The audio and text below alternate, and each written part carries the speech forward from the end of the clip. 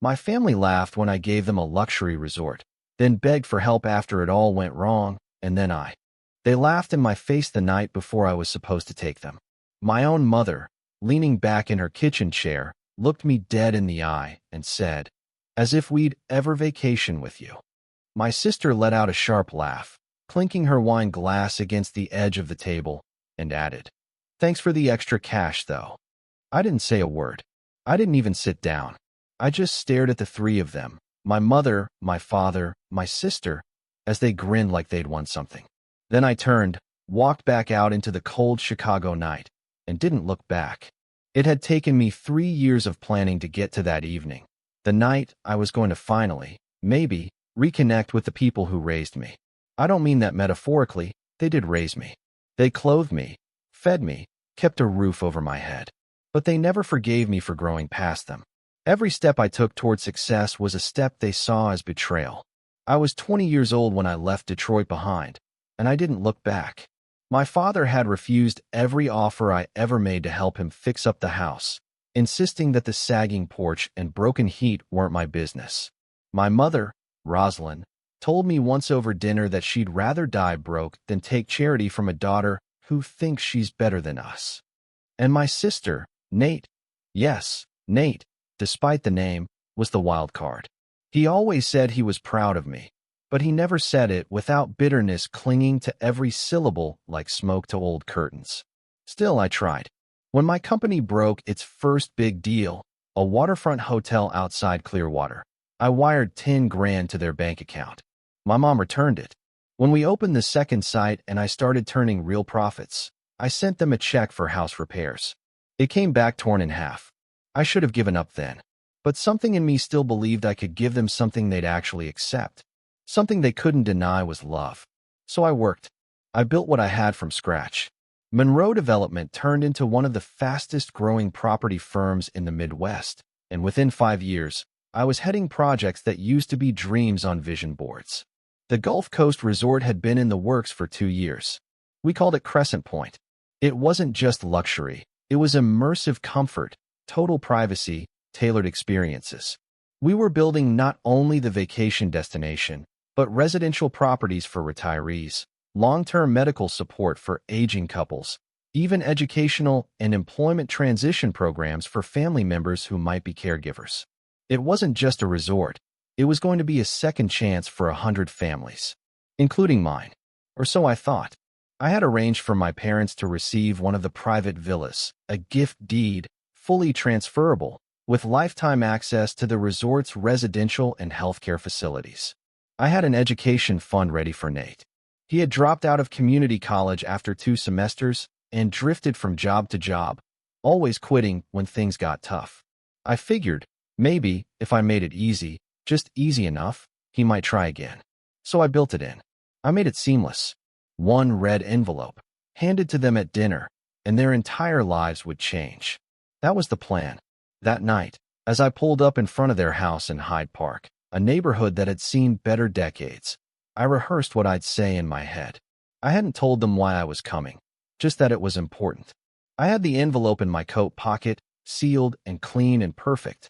I brought a bottle of wine, the kind my dad used to drink on special occasions when we were kids. I thought maybe that would break the ice. Maybe that would remind them of who I really was. I opened the door and stepped inside without knocking. That was still allowed, apparently. Laughter rang from the living room. They were already a few drinks in, plates of takeout scattered across the coffee table. Nate was mid-story, his hands moving with the rhythm of whatever joke he was telling. My mother glanced up and her smile twisted just a bit. "Oh, Cassandra, there you are. We thought you'd flake again," she said, taking a sip of her wine and not even bothering to stand. I smiled tightly and set the wine bottle on the counter. I brought the Chardonnay Dad likes. My father, sitting in his recliner, didn't look away from the basketball game on mute. He just nodded once. I tried not to let that sink in. I stepped closer and saw a printout on the table, something with a company logo on it. When I moved to get a better look, Nate slid it under a stack of papers like he was hiding a dirty magazine. "What was that?" I asked, more confused than suspicious. "Nothing important," my mother said as she stood and headed toward the kitchen. "Dinner's here. Come sit." Let's eat before it gets cold. The food was fine. The conversation wasn't. Every time I tried to steer things toward the future, toward possibility, they changed the subject. My mother wanted to talk about the church renovations. My father grumbled about the Bulls' defense. Nate regaled us with a dramatic retelling of how he ghosted a girl because she talked too much about plants. I kept trying to find a way in. Finally, when dessert hit the table, I went for it. I wanted to do something special, I said, pulling the red envelope from my pocket. This is for your anniversary. Nate raised an eyebrow. My mother reached across the table and took it, opening the flap like she already knew what was inside. She pulled out the voucher. She skimmed it, not reading, just looking. And then she laughed. Not a polite laugh, not the kind you give someone who tried too hard and missed. It was mean. A cold, sharp thing. Jenny, she said. She still called me that, though she knew I hated it. You're a little late. What does that mean? I asked. My heart was hammering. She turned to my father, who was smiling now, just a little. She doesn't know. Nate leaned forward, his arms crossed on the table. We sold it, he said, like it was nothing. Posted it online the second your assistant said something important was coming in the mail. Got a pretty sweet price, too. You sold it? My voice cracked without warning. Why would you do that? Did you even read the documents? They were long, my mother said. Legal crap. Who has time? It was more than a vacation, I said, my hands trembling as I reached back toward the envelope. It was your future. It was a waste, my father said. We don't need you to play savior. We're doing just fine. Nate grinned. Appreciate the payday, though. That was it. That was the moment I realized I was done trying. I stood. My chair scraped loudly across the floor. No one moved to stop me. No one said they were sorry. My mother asked if I wanted dessert. I walked out without answering. That night, I didn't sleep. I stared at the ceiling in my high-rise apartment as the city buzzed beneath me, and I tried to understand what I had done wrong. Or had I crossed the line? When did love start looking like condescension to them? Around 2 a.m., I finally texted Mira. Cancel the voucher. Kill the entire family access portion. I'll explain tomorrow. I stared at the phone for another minute. Then I turned it over and let the dark hold me still. By the time the sun came up, I'd already gone through the stages: shock, grief, fury, and landed on something colder. I wasn't angry anymore. I was focused. If they didn't want the life I'd spent years building for them, then fine. They wouldn't get it.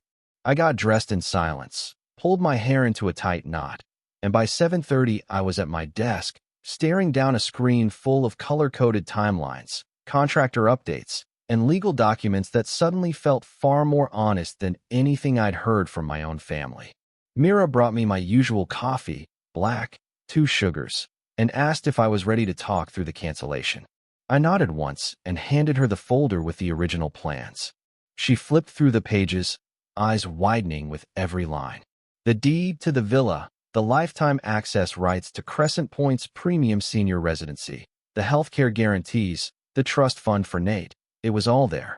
All of it had been tailored for them. I had quietly worked around every obstacle, anticipating every excuse they might give for not accepting help. I thought if I wrapped it in care and called it a gift, they'd say yes. What a joke. I'll need our lawyer here within the hour, I said flatly. I want everything nullified. That means the deed, the trust, the residency priority, all of it. Mira didn't ask why. She didn't need to. She just left the room and made the call. My phone buzzed before the hour was up. It was Daniel, my legal counsel. I didn't bother with pleasantries. You're canceling all of it? He asked as he stepped into the office, flipping through the revised documents.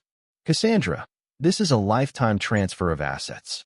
This is real value we're talking about. I didn't look up. None of it was accepted. None of it was even read. They sold the voucher like it was a discount coupon for a hotel. His eyebrows pulled together. Do they understand what they threw away? I laughed, but it wasn't because anything was funny. They don't want to understand. That would require seeing me as something more than a cash register in heels. Daniel sat down and leaned forward, elbows on the table, voice quieter. You're sure this isn't just an emotional reaction? Because this reads like punishment. I didn't snap. I didn't yell. I just said the one truth I was sure of. No, Daniel. This is clarity. I'm not punishing them. I'm releasing myself. Once everything was underway, once the legal unraveling began, I thought I'd feel lighter. I didn't. The weight shifted, sure, but it didn't lift. It moved from the pit of my stomach to somewhere closer to my throat. Still, I kept working. I kept meetings. I even started outlining a new program that same afternoon. Something separate from Crescent Point, something personal.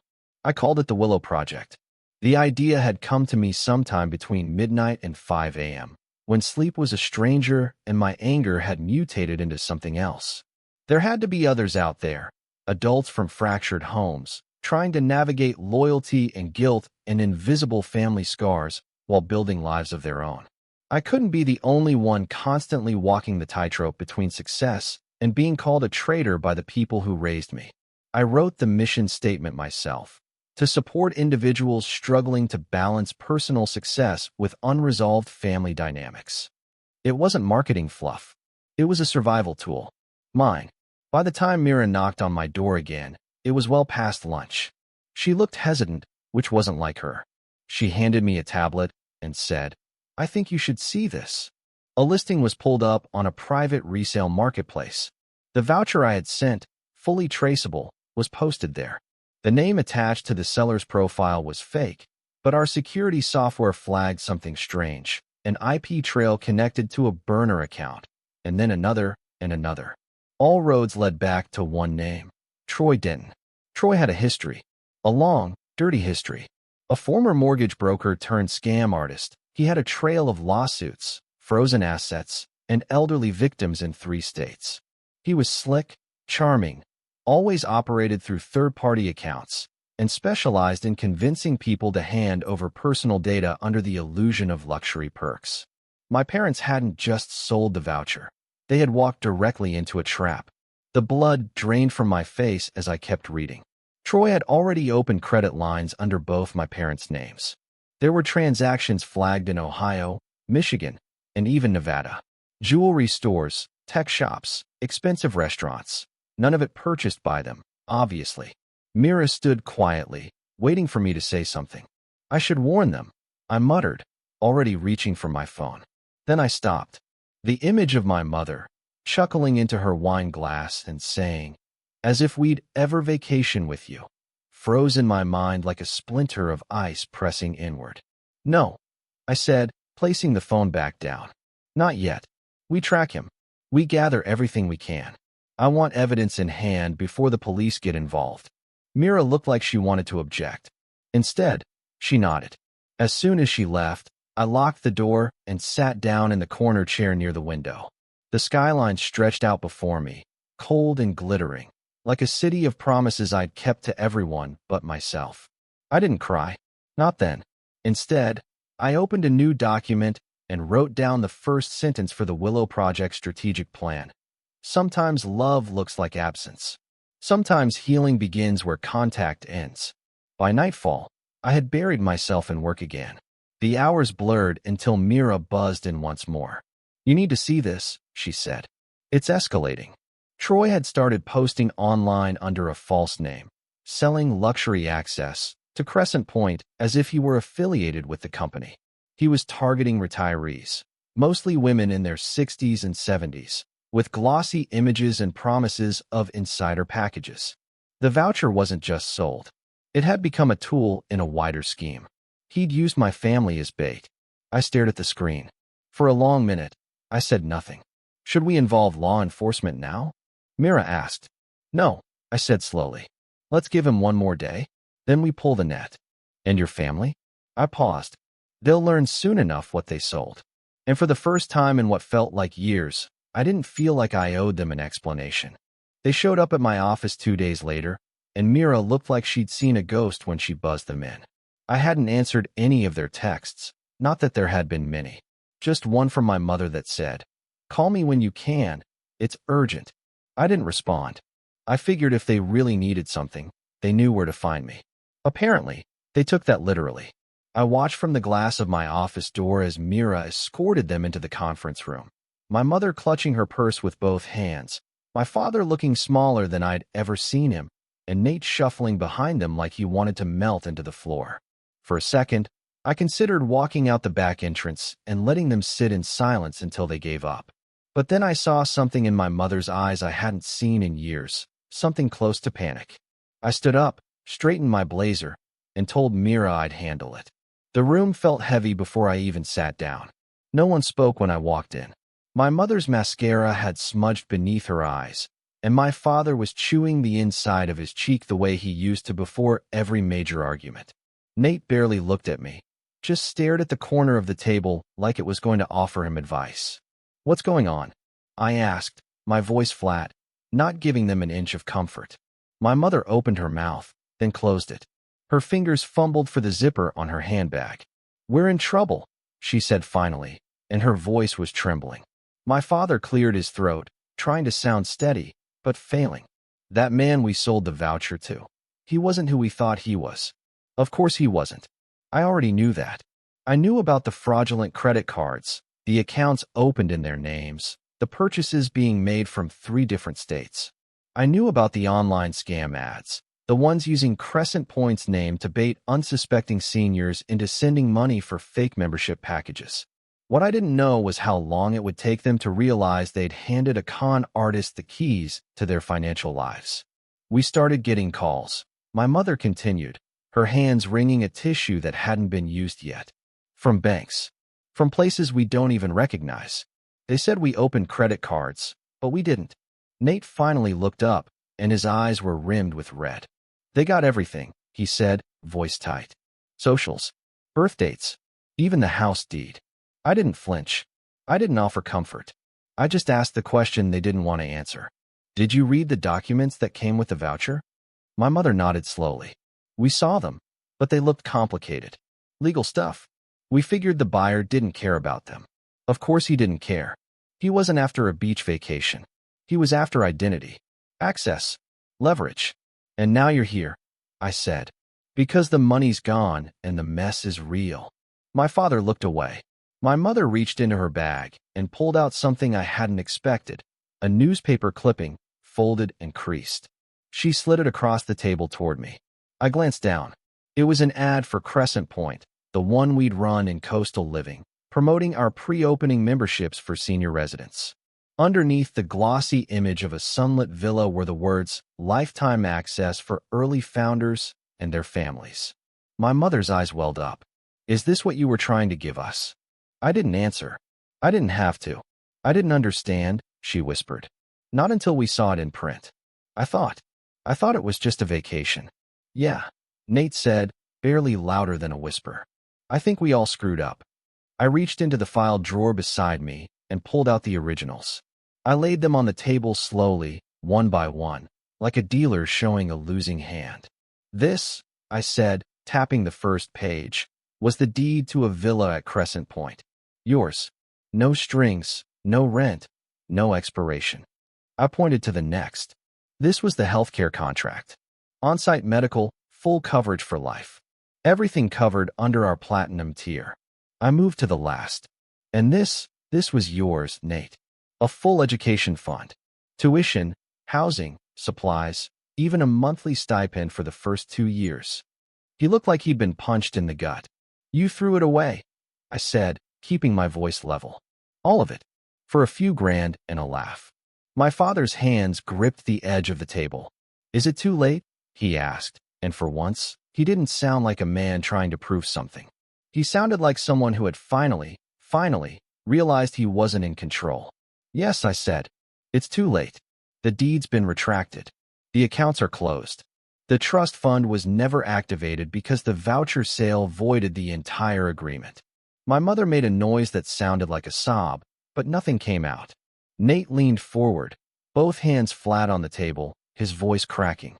"I didn't know. I swear I didn't know." "You didn't want to know," I replied. "None of you did. Because knowing would have meant admitting I did something kind." The silence that followed was absolute. You could have heard the second hand tick across the room. "I've already reported the fraud," I added. "My security team is monitoring Troy's movements. My lawyer's handling the paperwork for damages. You'll be covered." My mother looked up. "You're helping us?" "This one time," I said. "And not for you. For the cleanup. Because I won't let that man stain my name." But after this, we're done. My father swallowed hard. What do you mean? I mean no more gifts. No more bailouts. No more silent offers to fix your roof or fund your schooling or help you sleep a little easier at night. You made your choice when you sold that envelope. You chose quick cash over trust. Nate looked like he wanted to argue, but no words came. I'm flying to Florida tonight, I told them as I stood. Mira will handle the legal briefings. You'll be contacted when we have something to sign. Cassandra, my mother whispered. Please. But I was already walking to the door. And for the first time in years, I didn't stop. 6 months passed faster than I expected, not because life slowed down, but because I never stopped moving. The days stacked on top of each other like pages in a contract, reviewed, stamped, signed, and filed away. I buried myself in the expansion of Crescent Point, pushed through zoning disputes in 2 states, and launched a pilot program under the Willow Project that had already helped more than 60 individuals navigate estranged or dysfunctional family relationships. There were group counseling sessions, financial guidance seminars, and support resources for adult children dealing with aging parents who seemed determined to undermine them. It was the first thing I had built in years that didn't come from ambition, but from something rawer, pain I had refused to name out loud. The irony, of course, was that the more I gave to strangers, the less I thought about the 3 people who used to dominate every quiet moment in my head. I hadn't spoken to my mother, my father, or Nate since that day in my office. No phone calls, no surprise visits, no more explanations or attempts at connection, just silence. But silence wasn't the same as peace. Mira had been forwarding the cards and letters they sent, week after week, all addressed in the same shaky handwriting, all unopened in a drawer beneath my desk. I wasn't ready. I didn't want apologies drenched in guilt or attempts at closure from people who still didn't understand the cost of what they'd done. Every time I looked at those envelopes, I thought about the laugh. My mother's laugh, that ugly little scoff she let slip when she told me they'd sold the voucher. That sound lived in the back of my mind like a door that never fully closed. Still, I wasn't angry anymore. I wasn't even bitter. I had moved past those things into something harder to explain. Acceptance, maybe, or indifference shaped by exhaustion. It's funny how distance can rearrange everything. When you're not trying to prove yourself to people who will never clap for you, your life suddenly becomes your own again. The last update I got from Mira about them was brief, almost mechanical. My parents had moved into a modest senior apartment complex on the outskirts of Grand Rapids. My dad had started doing volunteer repair work at the local community center, fixing broken doors and changing light bulbs for people too old or too scared to climb ladders. My mom was teaching crochet to kids at a nearby church. Nate had enrolled in night school and was working part-time at a logistics warehouse. It wasn't redemption, but it was something. Then came the envelope that changed things. Not one of theirs, but one I sent. It was a plain white envelope tucked inside a small paper bag, handed to me by Mira on the last Friday before Christmas. The Crescent Point Resort had completed its first phase of soft openings, and we were offering day tours for potential clients. I reserved 3 spots under my name. No overnight stays, no contracts, no strings. Just a single day pass to tour the grounds, have lunch in the garden, and sit beside the ocean I had spent years working to reach. The next morning, I left the city. Snow blanketed the streets, turning Chicago into a postcard version of itself. I drove in silence. No music, no podcasts, just the hum of the road and the rising tension in my chest as the miles ticked by. When I reached the apartment complex, it looked exactly as I expected: small, square, underwhelming, but clean. There was a red wreath on one door, and someone had put fake candles in the windows. I stood outside their apartment longer than I needed to, holding the paper bag like it might burst into flames. I wasn't sure if I was ready. I wasn't sure I'd ever be. But I knocked anyway. My mother opened the door, and her face did something I hadn't seen in decades. It crumbled. Her eyes filled instantly. Her lips parted like she wanted to say something, but no sound came out. She just stared at me like I was a ghost she never expected to return. Behind her, my father rose slowly from the couch. Nate was on the floor by a small artificial Christmas tree, tangled in a string of lights. When they saw me, their bodies froze in place. I didn't ask to come in. I stepped through the doorway before I could change my mind and said the only words I had rehearsed. I brought a gift. No one moved for a second. Then my mother stepped aside and motioned toward the couch. I sat. I placed the paper bag on the table and pulled out the envelope. "It's not a villa," I said, trying to keep my voice neutral. "It's just a one-day tour. I thought we could go together." Nate blinked hard, and my father rubbed a hand down his face. My mother touched the envelope like it might disappear if she gripped it too tightly.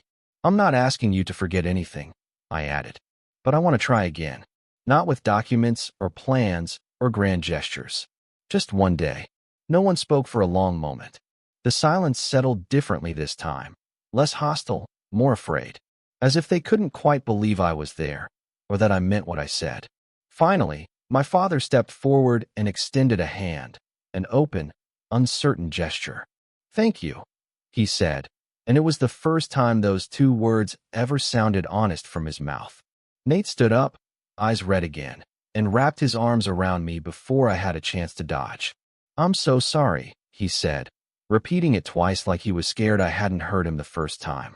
My mother hadn't cried in front of me since I was a teenager, but that day, she cried freely, the way people cry when they realize something might not be lost forever. We didn't talk about the past. Not that day. We didn't revisit the betrayal, the fraud, or the night they laughed at my gift. We just sat in that small room, surrounded by fake pine needles, discount cookies, and a tree that leaned slightly to one side. We shared space. We shared presence. And for the first time in years, it didn't feel like I was visiting strangers. The pain was still there. Of course it was. You don't walk through a fire like that and come out without scars. But maybe scars weren't the problem. Maybe pretending they didn't exist was. Before I left, my mother reached into a drawer and handed me something I hadn't expected, one of the cards they had sent, the ones I never opened. It was blank. She hadn't written anything inside it. "I kept this one," she said softly, "in case I got to say it to your face." I didn't cry until I was back in the car, parked 2 blocks away with the heater running. The envelope sat on the passenger seat, unopened, but no longer ignored. This time, I would read it when I got home. And this time, I wasn't going to pretend I didn't care. The following weeks moved in quiet rhythms, not dramatic, not overly emotional, just different in a way I couldn't yet name. There were no sudden apologies that fixed everything, no emotional monologues or heart-to-hearts that rewrote our family history. But for the first time in years, the silence between us wasn't loaded with resentment. It was gentler, less final. We didn't talk every day, and honestly, I didn't want to. But there were texts. Simple ones. "How's work?" from my father. A blurry photo of a finished blanket from my mother. Nate sent me a picture of his night class textbook with the caption, "Finally using the brain again." I didn't respond right away to most of them, but I always read them. And more importantly, I didn't delete them. That was progress in its own quiet way. At work, things never slowed. Crescent Point's second phase launched in March, and the waiting list for the residential suites had grown longer than our entire marketing team predicted.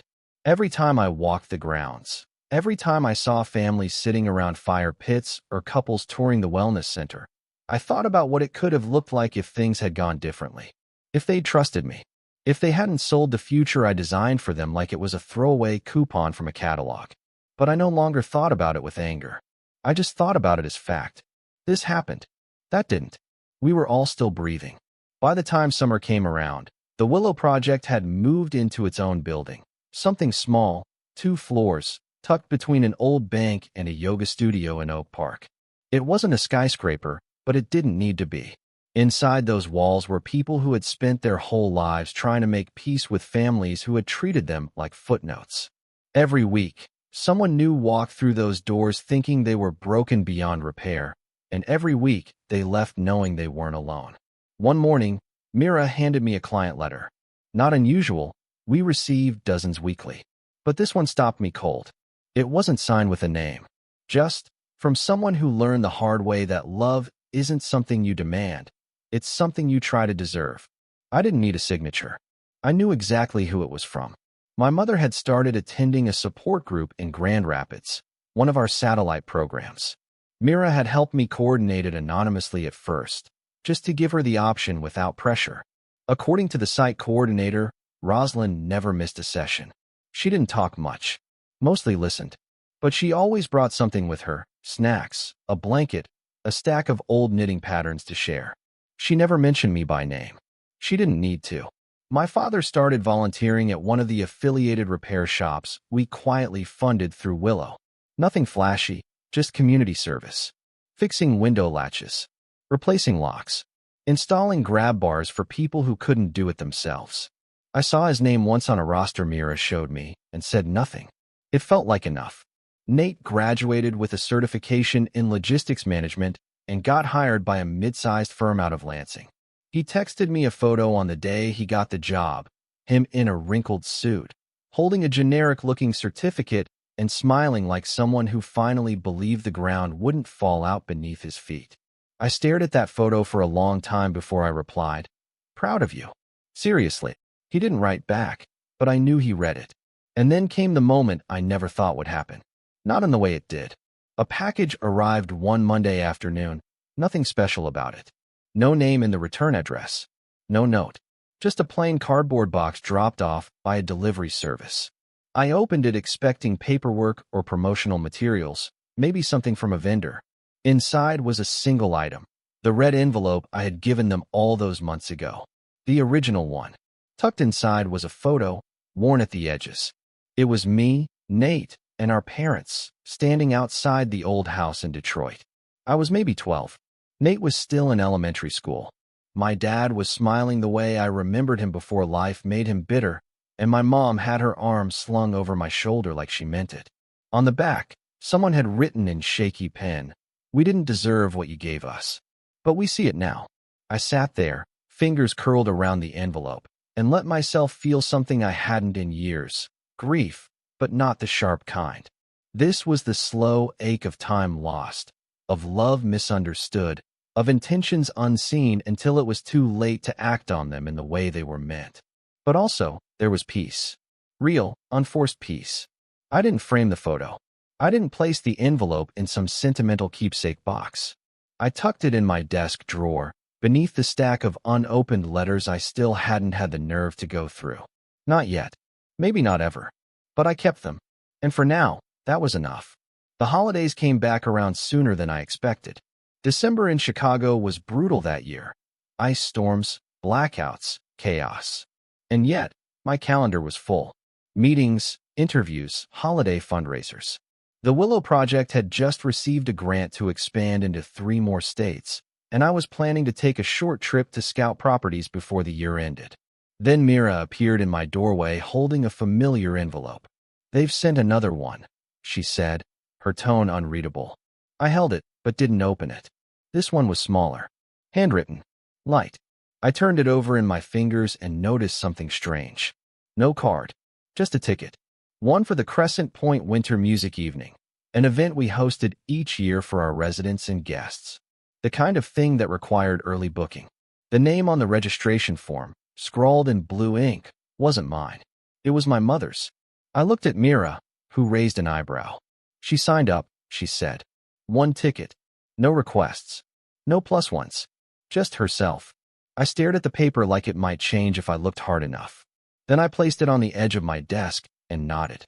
"I'll be there," I said, not sure if I meant it until I did. And I was. When the night came, I stood at the edge of the venue, watching as couples and families gathered under fairy lights strung between palm trees. The air was warmer than I expected. Music played softly. A trio of musicians stood near the garden, tuning instruments. I spotted her near the back. Alone, wrapped in a plain navy coat, her hair pinned neatly behind her ears. She didn't see me right away, and I didn't approach. I just stood there, taking in the image of a woman who had built so many walls, now finally willing to meet me halfway. No laughter, no defense, just presence. And that was it. That was enough. I don't know if we'll ever be the family I once dreamed of. I don't know if healing really means returning to what we lost, or simply building something new from what we still have. But in that moment, under the lights and the soft echo of music, I knew we were no longer pretending. We were trying.